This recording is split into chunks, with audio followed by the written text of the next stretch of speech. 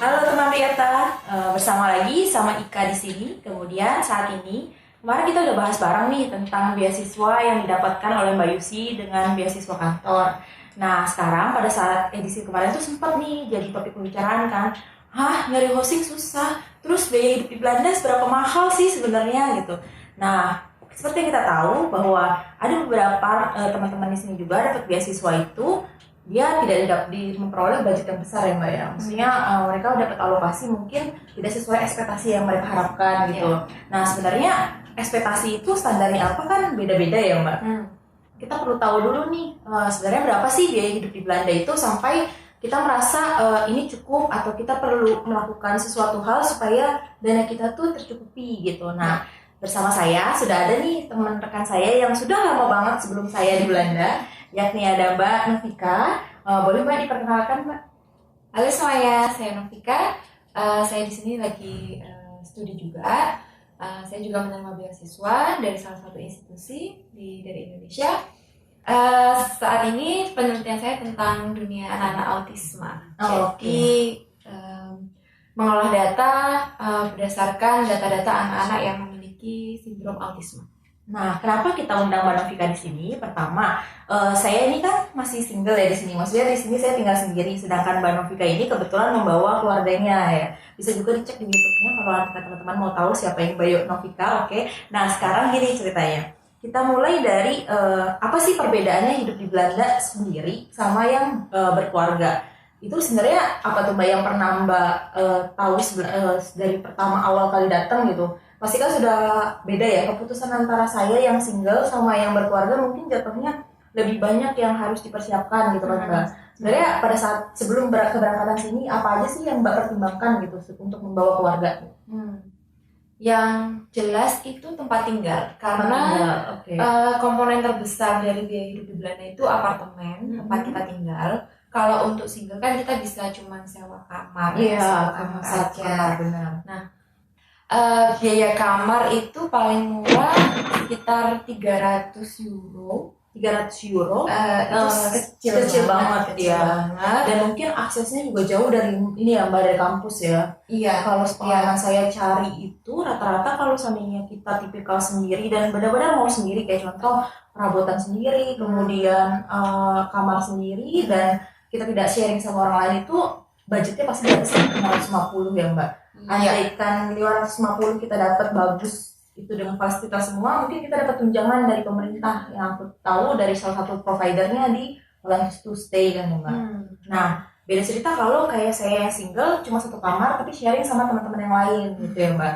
Mungkin rate-nya benar tadi yang disebutkan sama Mbak Novika dari 300 sampai 500 gitu ya Mbak. Cuma memang dalam konteks tuan rumahnya sendiri, landlordnya, kita harus perhatikan betul-betul tentang kontraknya ya Mbak. Iya. Nah terus kalau case-nya kayak Mbak nih yang berkeluarga, kemarin persiapannya gimana tuh Mbak? Itu cukup sulit sih cari apartemen dari Indonesia karena kebanyakan di sini itu percaya sama orang-orang yang memang sudah secara fisik udah nyampe sini. Oke. Jadi waktu dari Indonesia saya sudah buka banyak website housing, itu nggak ada yang mau terima, bahkan nggak message atau itu nggak direspon sama sekali. Alhamdulillah saya dibantu sama salah satu orang yang memang sudah di sini bertahun-tahun, dia juga punya apartemen, dan saya dibantu untuk tinggal di sana selama 1 bulan awal waktu saya nyampe sini. 1 bulan awal. Jadi pada saat itu dalam waktu jeda 1 bulan Mbak kemana tuh? Tinggal di penginapan lain atau numpang dulu sama keluarga? Enggak, maksudnya waktu nyampe Rotterdam, saya tuh dikasih waktu 1 bulan buat tinggal di apartemen itu. Jadi kamar. Nah, terus setelahnya itu saya tetap harus cari. Jadi dalam waktu jeda 1 bulan Mbak mau optimalkan waktu untuk gimana caranya dapat housing gitu ya? Ya. Nah, setelah nyampe sini selama 1 bulan itu ternyata cari housing tetap sulit. Walaupun secara fisik sudah di sini. Karena apa? Karena ternyata cari apartemen di sini tuh kayak ngelamar kerja ya menurutku.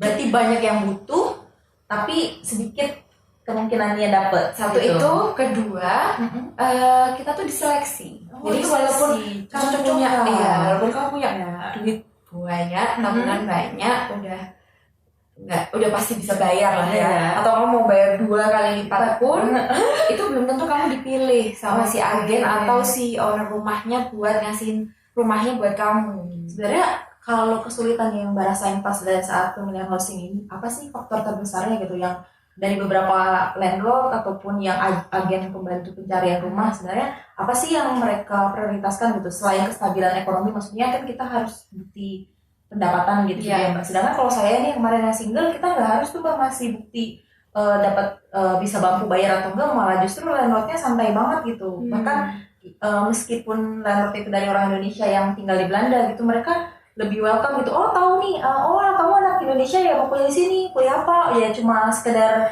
informasi biasa aja gitu loh Mbak, cari tahunya gitu. Itu bedanya kalau landlordnya Indonesia. Oh gitu. Karena mereka ada sistem kepercayaan juga gitu ya. Oh itu anak Indonesia nih, Iya, harus dibantu gitu kali ya.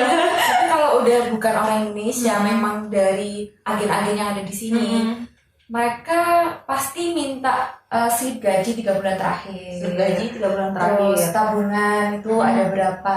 Oke. Habis itu apa? Ada kekayaan lain. Kalau kita pertama kali datang kayak tadi kasus sama Davika kan dia minta 3 bulan pendapatan kita sebelum hadir nih. Iya. Nah sedangkan kita sendiri belum punya nih rekening Belanda gitu kan. Berarti kita kasih rekening Indonesia gitu. Betul. Waktu itu aku kasih rekening Indonesia. Dan memang nggak ada yang percaya agen-agen di sini. Oh gitu. Nah, karena kursnya atau karena apa tuh? Karena mereka nggak bisa ngecek langsung ini tuh benar atau enggak. Dan karena banyak yang minat sama rumah itu, mereka sih nggak kayak yang nggak mau repot juga. Nggak berpusing sama orang-orang yang masih belum punya income atau rekening Belanda. Akhirnya saya mikir itu, wah ini kayaknya nggak mungkin deh bisa dapat dari agensi. Akhirnya saya cari dari platform lain, gimana caranya saya bisa lihat orang yang memang punya rumah, landlordnya lah ya, memang mengiklankan langsung apartemen atau rumahnya mereka. Oh, jadi kontraknya nggak melalui agen, tapi agen ini hanya sebagai perantara untuk kamu ketemu landlord langsung gitu ya? Enggak, jadi di sini kan ada 2 website nih, website yang pakai agensi. Jadi kamu nggak bisa ketemu landlordnya atau oh iya benar, jadi kamu nggak tahu. Hanya agensi yang merantara. Iya, ada perantara lah ya si agennya ini ya. Nah, terus ada website lain itu si landlordnya yang memposting gambar apartemen sama house-nya mereka. Terus kita sebagai yang cari bisa langsung kontak, minta langsung ownernya. Jadi kalau kemarin Mbak dapat peluang itu karena langsung berinteraksi dengan ownernya. Benar. Nah, oke, berarti challenging juga ya, harus cari-cari. Betul. Salah satu referensinya nama ibunya apa Mbak? Marketplace. Oke, Marketplace. Oke, silahkan dicari teman-teman. Oke. Nah, setelah kita dapet tuh kontak, kita harus nyiapin namanya motivation letter. What? Maksudnya kita kan ngelamar kan buat ini ya, buat tinggal, benar. Terus buat apa dong itu? Itu ternyata tips dari temanku orang Belanda yang akhirnya aku bisa dapat rumah karena banyak yang minat, banyak yang DM tuh kan owner. Mereka cuma bilang I'm interested. Can we meet now? Can I see the apartment? Gitu. Nah, kita metodenya dengan cara yang formal. Jadi kayak hai, kita dari Indonesia nih, kita sayang ini, kita jelasin kita sebuah keluarga, kita orangnya seperti ini. Jadi kita ada kayak satu page itu letter menjelaskan tentang siapa kita, bersama siapa kita gitu ya Mbak. Kita kerja di mana, studi di mana, terus kita kasih foto kita di situ. Nah, waktu aku kirim itu ke ownernya itu, dia tuh langsung respon balas aku. Wah, langsung semangat ya, langsung bilang bisa nggak kita ketemu besok? Gitu. Nah, waktu aku keesokan harinya datang tuh, itu pun ternyata ada 3 atau 4 orang yang viewing juga di hari yang sama. Tapi nggak tahu Mbak nih dengan dia metode yang sama atau enggaknya, nggak tahu berarti? Nggak tahu. Mungkin itu dari teman atau teman kayak gitu kan. Terus waktu kita viewing, kita di jamnya beda, kayak jam beda. Aku jam 1.15. Oh iya, dia ini ya, karena dia pengen kenalan langsung dan berinteraksi langsung ya. Iya. Jadi dia benar-benar memadatkan jadwalnya, 1 jam pertama buat siapa, 1 jam kedua buat siapa, dan 3 buat siapa. Oke. Nah, jadi dia pengen tahu langsung siapa kita. Gitu. Jadi waktu aku melihat apartemen itu, sebelumnya aku tuh udah ada, dia udah tahu gitu. Oh, ini 2 orang. Saya nih, gitu. Terus waktu ketemu sama orangnya ya udah diajak ngobrol, kayak wawancara kerja, bener ya? Bener, kayak aku tuh merasa bener-bener kayak ngelamar kerja, nyari apartemen di sini karena kita harus dapetin hati si ownernya itu. pada saat proses wawancara itu kan Mbaknya juga nggak, maksudnya belum bisa menguasai bahasa Belanda pertama. Kan banyak orang-orang sini juga bahasa Inggris memang sudah mampu gitu. Apakah itu jadi masalah nggak sih Mbak sebenarnya kalau di sini? Menurutku enggak, mereka Oh, lebih enggak. cari karakter karena mereka pengen orang yang Dipercayakan tinggalnya rumahnya, ini orangnya bersih, orangnya Oke. nggak teledor. Walaupun semua sudah asuransi ya, tapi Iya. semisal ada apa-apa juga cukup kan. Oke, jadi mereka itu hanya ingin mempercayakan asetnya dengan orang yang tepat berarti ya Mbak? Betul, betul sekali. Oke, kemarin Mbak dealing sama si landlord ini dapat harga berapa tuh dealingnya? 1.000. Dapat 1.000. Oke.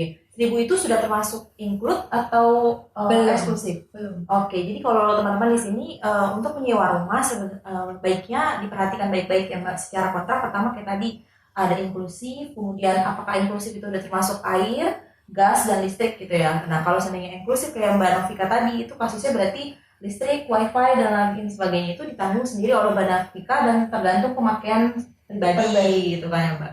Nah, kalau yang kayak saya yang single itu secara kontrak saya membayar sekitar yang kosan yang saya tempati sekarang itu 450, di mana semuanya sudah terbayarkan gitu. Nah, kalau tadi kan kita udah bahas nih ya Mbak masalah rumah dari rate-nya tadi yang single itu 450, misalnya range-nya ya 300 sampai 500, sedangkan Mbak sendiri itu rate-nya 1.000 sampai 1.200 gitu bisa ya di beberapa rumah lain ya. 1.500 lah ya. 1.500 itu termasuk yang daerahnya bukan dekat kampus. Oh, bukan deket kampus. Kalau yang sebenarnya kayak kampus kita di Erasmus gitu, mungkin yang area di sentral kayak di Blak, di Bers gitu bisa jadi 1.500 berarti ya. Itu murah sih, 1.500 bisa dapat di sentral itu murah. Oke, berarti bisa lagi rate-nya lebih tinggi tergantung sama baru enggaknya bangunan, kemudian faktor itu juga ya Mbak. Di renovasi atau enggak apartemennya. Rata-rata sekarang 1.500 sampai 1.800 itu udah termasuk murah dan beruntung banget bisa dapat. Nah, kalau yang sekarang kan ini kontrak Mbak udah tinggal di sini selama 3 tahun ya? Iya. Nah, kalau udah 3 tahun gitu ya Mbak. Terus kontrak nggak diperbarui Mbak? Maksudnya kan kalau tadi Mbak bilang rate-nya naik nih di sebelah sana, di sini nggak diperbarui.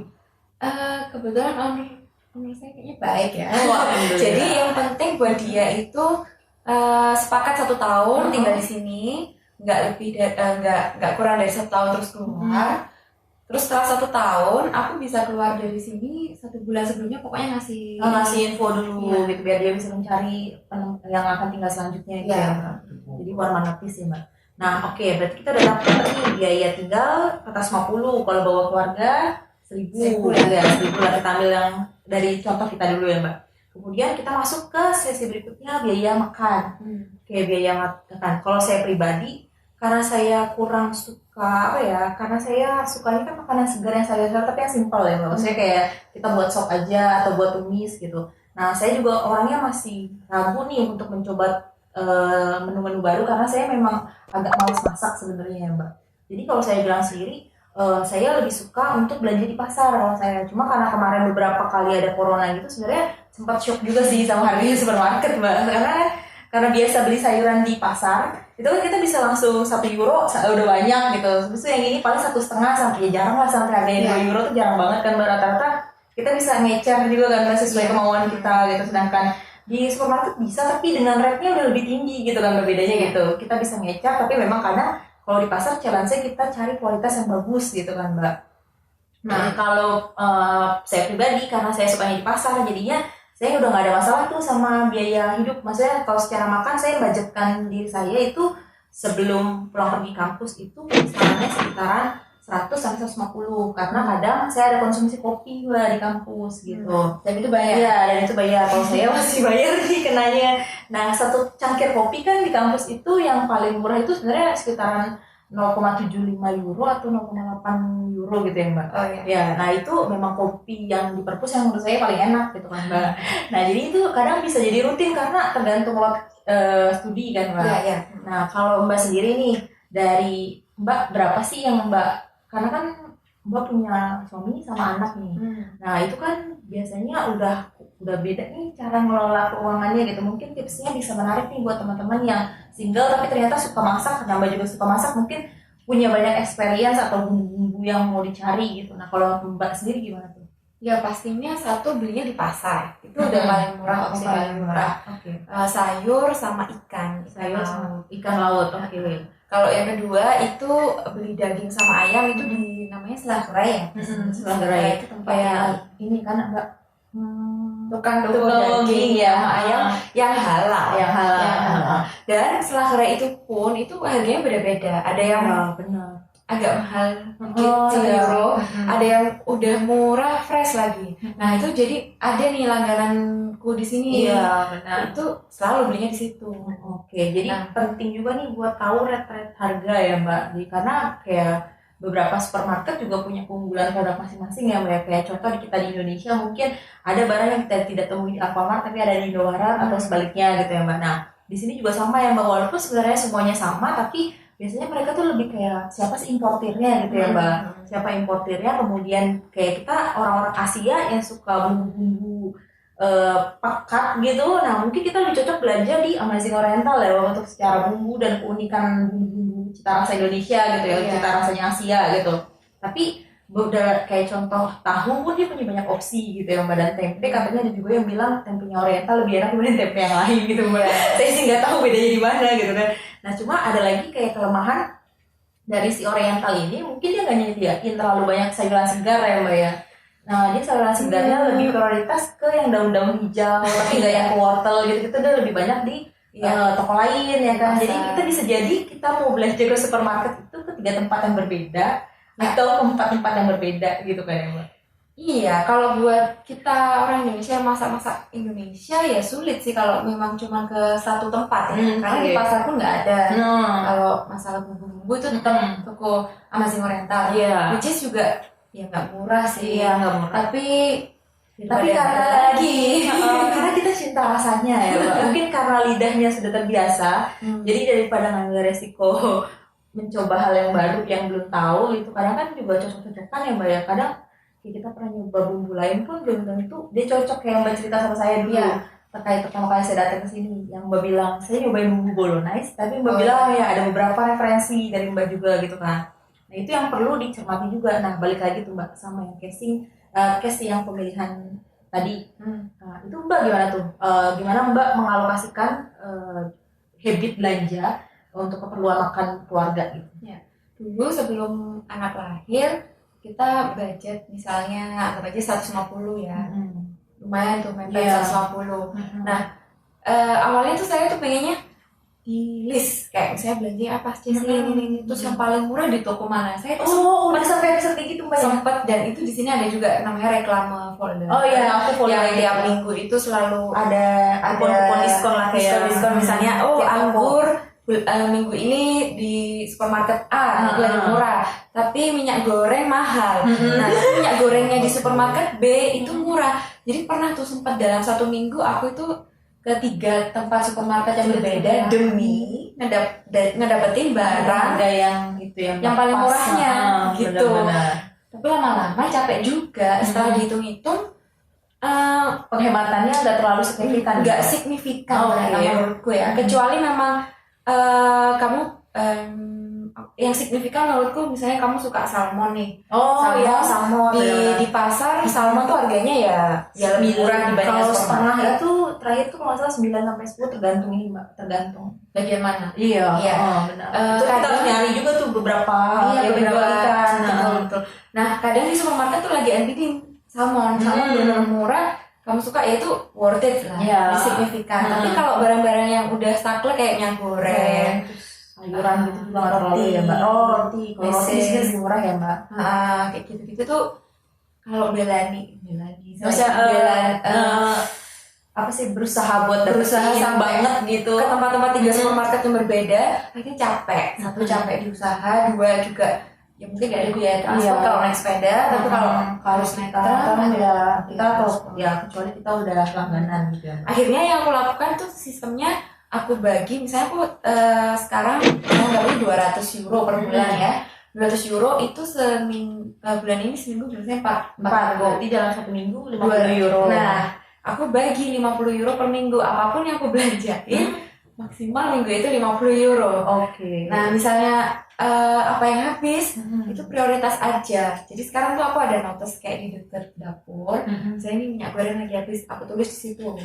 Jadi kayak Nah. buat list barang yang habis sama yang udah akan harus refill gitu. Akhirnya aku nggak pernah yang kayak sistem belanja bulanan sekali dalam sebulan. Oke, jadi lebih ke mingguan. Lebih ke mingguan dan apa sih yang paling habis kritis itu yang dibeli. Dan saatnya memang udah butuh itu untuk masak gitu kali ya, Mbak. Iya. Lebih kayak gitu ya, pada kategori kritisnya gitu. Terus misalnya tuh aku ada nih suka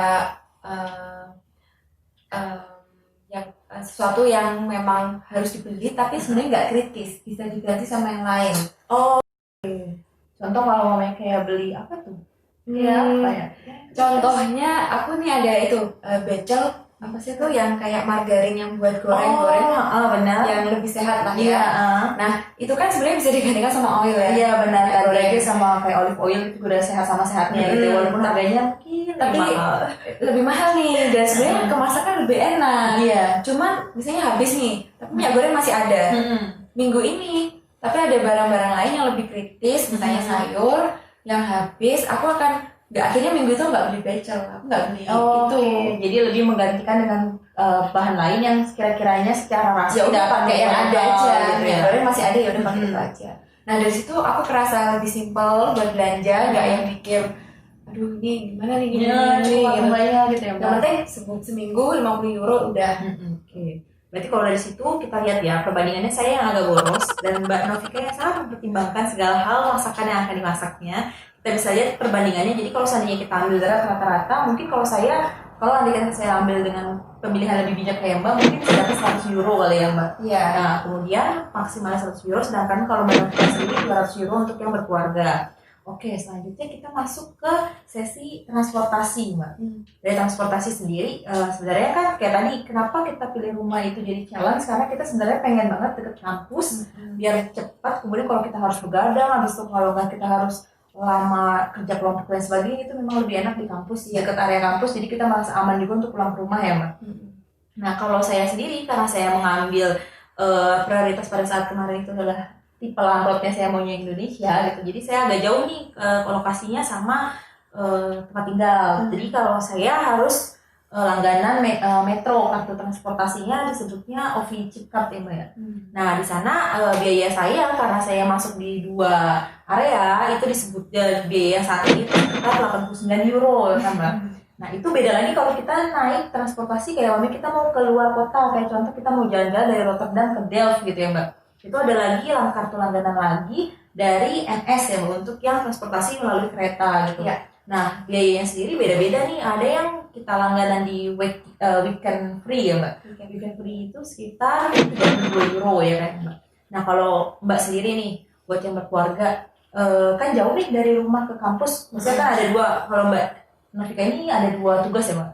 Jadi pertama ada 2 lokasi studi. Pertama yang di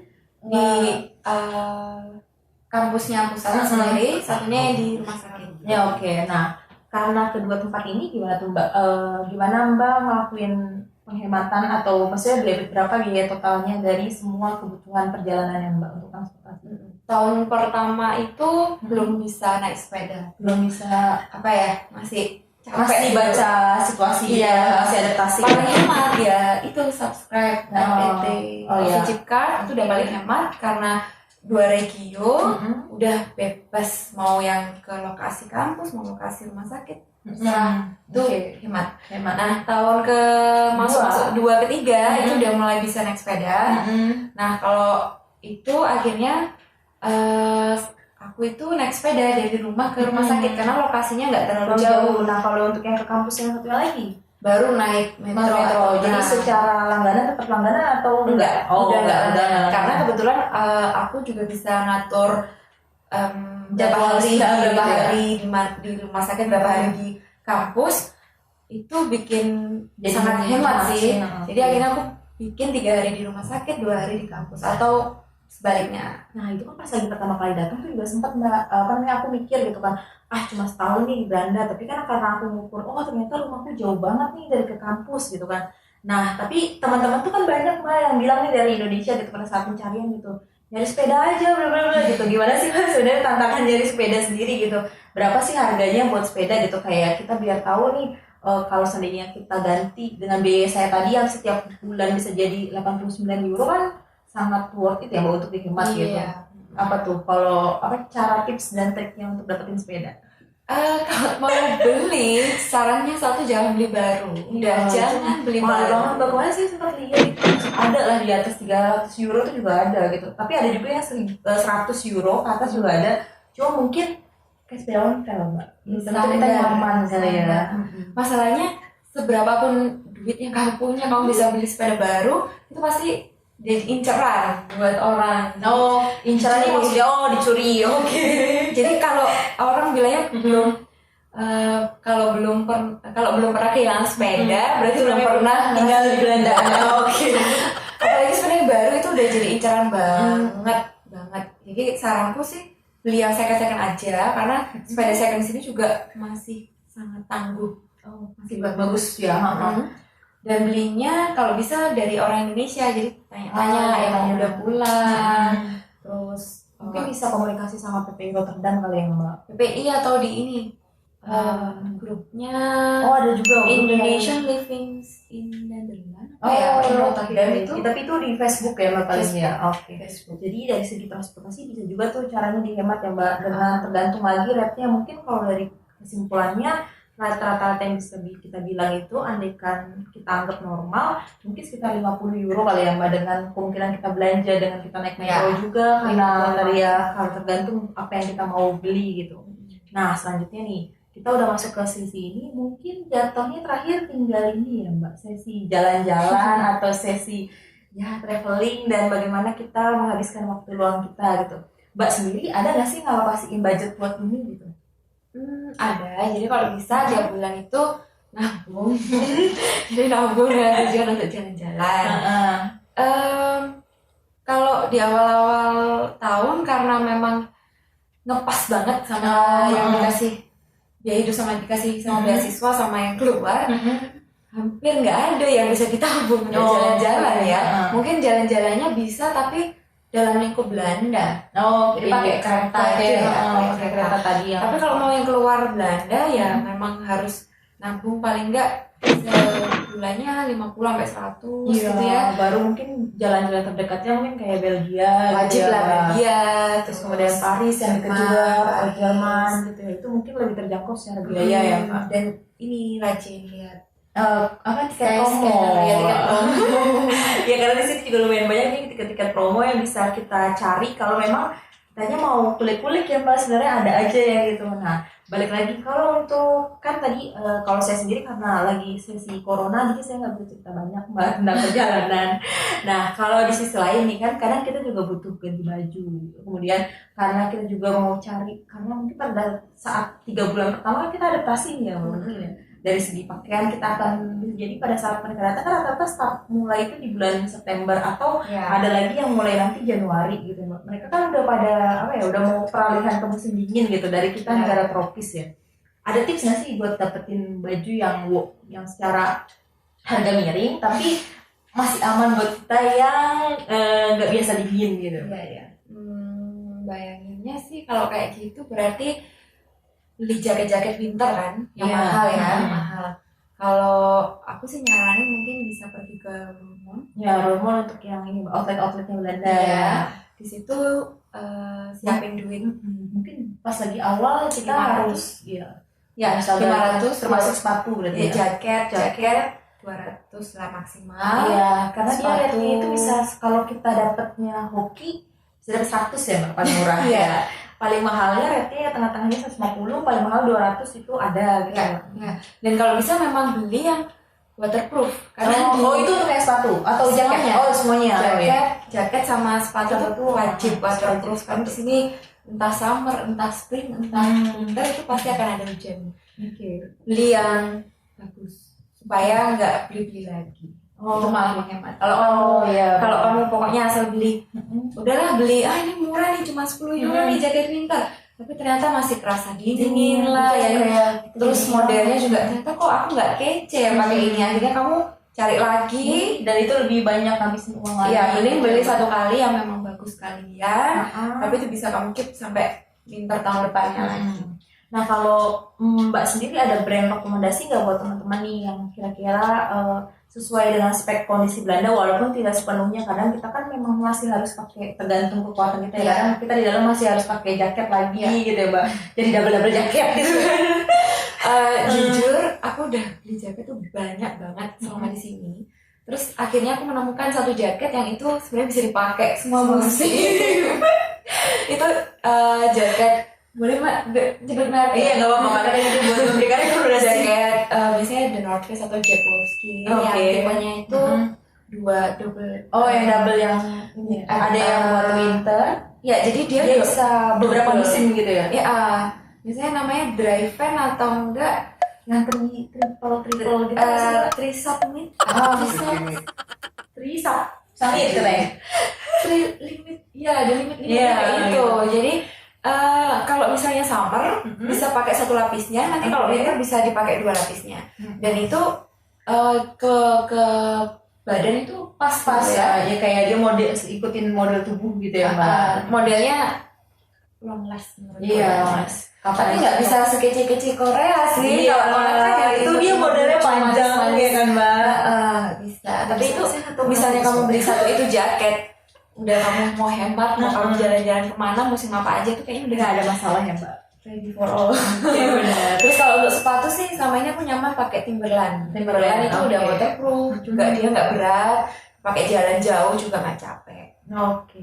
Jadi kalau secara memang kalau untuk berarti kalau kayak gitu seandainya kita nggak mau bawa dari Indonesia nggak ada masalah ya Mbak? Mungkin cukup mending beli di sini. Di sini aja. Aku pernah cek harganya di Indonesia tuh mahal banget, di sini lebih murah. Oke. Ya kemarin juga sempat kan Mbak, kayak beberapa teman itu ada yang sengaja beli murah banyak di Indonesia tapi dibawa. Nah kemarin pada saat aku kebalikannya, pas lagi aku mau masukin nggak bisa masuk di koper, maksudnya dengan bawaan kita untuk rencana studi itu udah penuh sendiri gitu. Bawa bumbu dari Indonesia.